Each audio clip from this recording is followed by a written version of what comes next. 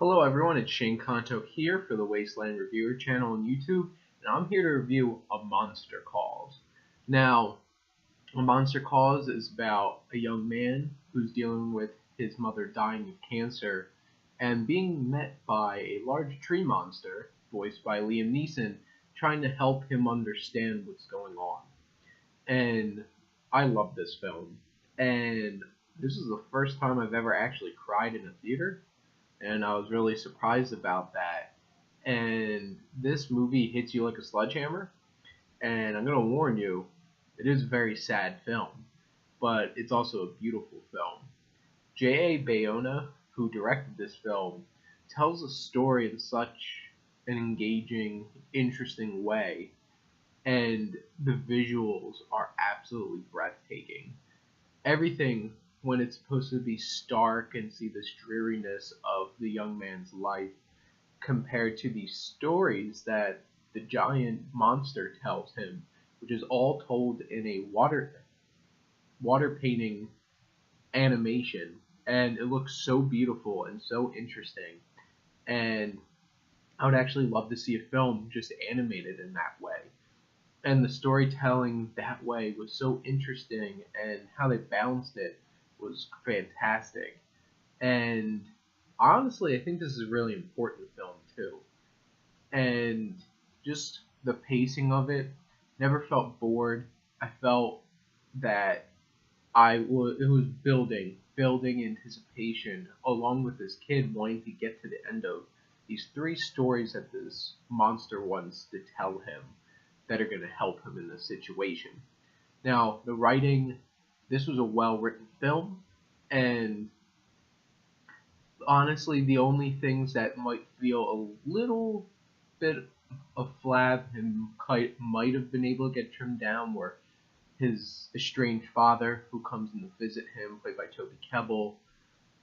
Those scenes, I felt like some of the scenes did something to the film and were important in there, but it does take a little focus on off of the rest of the film and the driving forward. But overall, this was a really well written film. Toby Kebbell, which I'll talk about the other performances and characters, but he did add a little bit of tension relieving, which honestly was needed in this film. And overall the dialogue felt very well written and realistic, and it felt very real, but also, and I think that's what made the magical realism elements of this film so fantastic, that it all worked, and that's really hard to make that believable and work. And when you get down to the characters, this young man is going through so much, and Lewis McDougall, who plays this young man, is fantastic and puts on an amazing performance on par with an adult actor. And not a whole lot of kids get nominated for the Academy Awards, but honestly, he put in a performance that was justified for some kind of buzz.